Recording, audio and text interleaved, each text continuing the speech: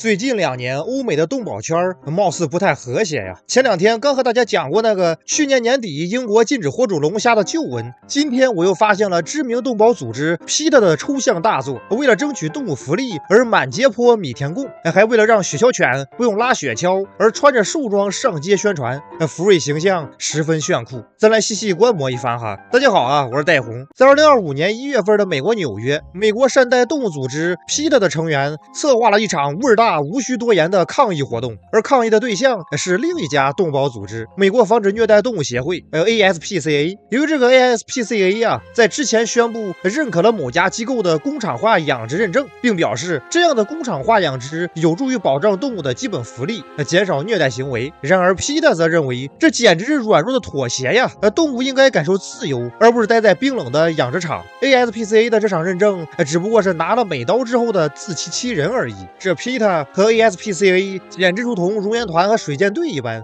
真是一对苦命鸳鸯啊！为了表达强烈的不满， PETA 的几名成员化身臭臭泥，准备给纽约市民一点小小的气味震撼。他们收集了整整1卡车，大约1吨重的粪便，准备在中午倾倒在 ASPCA 位于纽约市中心的办公室外。这本应是一场极具视觉和嗅觉冲击力的究极行为艺术，然而意外发生了。当时是2025年1月24号，这是当地1年中最寒冷的时节，气温低至零下12摄氏度。那1卡车的粪便被冻得梆梆硬啊，始终倾倒不下来。其中一名 PETA 成员那是相当急眼呢，直接爬上了卡车，鸡头白脸呢，尝着把米田共们敲碎铲下来。然而这场绝对零度的数值还是略有点高，他吭哧吭哧捣鼓了半天，始终未能如愿。周围的群众们面对鸡头白脸的 PETA 成员，纷纷表示这个活动十分幽默呀，现场充满了一片欢声笑语。由于这个臭泥活动严重阻碍了交通和公共秩序，活动者们在之后纷纷进了局子，让 ASPCA 在接受《华盛顿邮报》采访的时候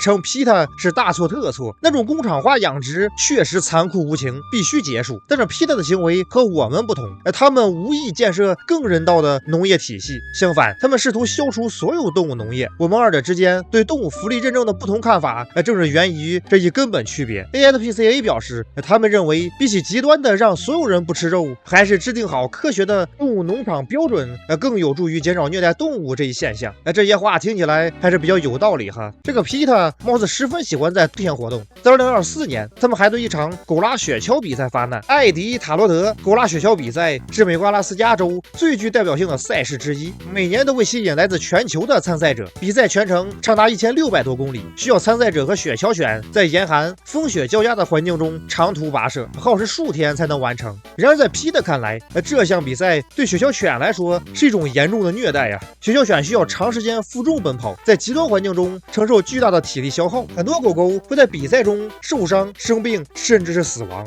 而比赛主办方却只关注比赛的观赏性和商业价值，忽视了狗狗的权益。为了抗议这项比赛， PETA 的创意团队设计了一张十分别出心裁的海报。图中狗狗穿着衣服站在雪橇上，而2个裸男趴在雪地里拉雪橇。他这个海报的本意呀，可能是想通过这种身份互换的视觉反差，来让大家伙感受到狗狗拉雪橇的痛苦。然而当这个图片发布在互联网上之后，大家看完海报表示貌似有点不对劲呐，不知道的还以为这是个那种片子的宣传图呢。特别是后边的哈士奇人，不得不说长相是十分可爱，颇受广大福瑞爱好者的喜欢。而在这张图片下面，除了开玩笑的网友之外，也有很多雪橇犬饲养者对狗狗的悲惨境遇发表了关心。他们纷纷表示呀，我家的哈士奇十分想拉着雪橇在雪地里疯跑，哈士奇非常喜欢雪，天生就是为雪而生。我姑姑的妻子冬天就得把她的哈士奇拖到屋里，因为她更愿意睡外面，但那不是虐待。他们应该把狗绑树上，因为不管有没有你，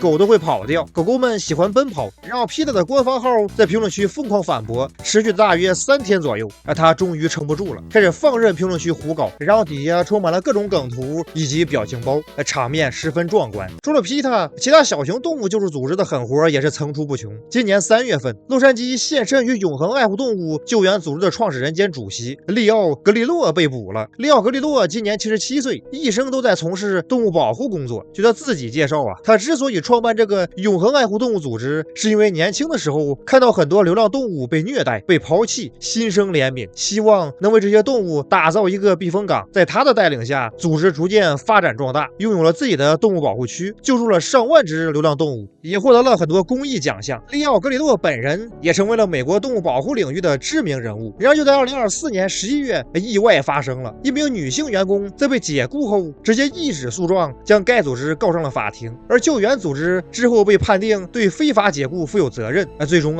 女员工通过诉讼赢得了超过668万美刀的赔偿，然后救援组织破产了。之后格雷洛可能是被气坏了，在2025年12月，他约见了一名神秘人，准备通过该人在墨西哥的人脉来开盒原告。到2026年1月份，格雷洛再次约见这名神秘人，准备将女性原告以及其家属一同绑架到墨西哥。然而令格雷洛没想到的是，他在这个时候已经被其亲信出卖了。因为害怕承担法律责任，其亲信偷偷报了警。而此时，这名神秘人其实已经开始配合执法部门工作了。到3月15号，警方在利奥格利洛的家中将其逮捕，同时抓获了参与策划绑架的几名亲信。在警方的审讯中，利奥格利洛一开始还试图否认自己的罪行，但在大量的证据面前，他最终不得不承认自己策划绑架前员工的事实。他表示自己之所以这么做，是因为无法支付将近670万美元的赔偿，一时糊涂才走上了犯罪的道路。最后咱们来关注一场悲剧这个事件严格来说和动保组织关系不大，但是确实太过惨烈，能给咱们一些警醒。咱还是来提一下，在2021年1月26号，法国南部坦省斯农雅克市38岁的副市长桑德拉·文森特在自家住宅的花园内被自己长期饲养的2只罗威纳犬袭击身亡。事发当日，